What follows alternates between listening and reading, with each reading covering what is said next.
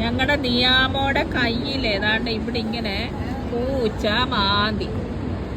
അവസാനം ഇന്നലെ full day നമ്മൾ ആശുപത്രിയിലായിരുന്നു. ഇവിടെ ജനറൽ ഹോസ്പിറ്റലിൽ. ഞങ്ങൾ ഏകദേശം രാത്രി 3 മണിക്കാണ് ഇഞ്ചക്ഷൻ എടുത്തിട്ട് വന്നത്. അപ്പം പൂച്ചയോട് കളിക്കരുത്. പൂച്ച എന്ന് പറയുന്ന ആള് ക്യാറ്റ്സ് വിഭാഗത്തിൽപ്പെട്ടതാണ്.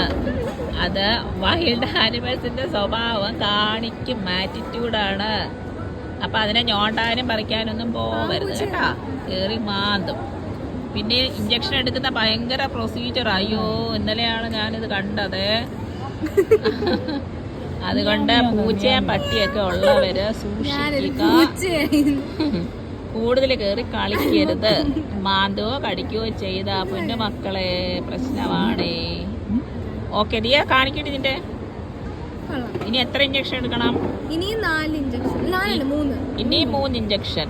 ഓ, ഒന്ന് 10-ാം തീയതി, ഓക്കെ. ഒന്ന് 14-ാം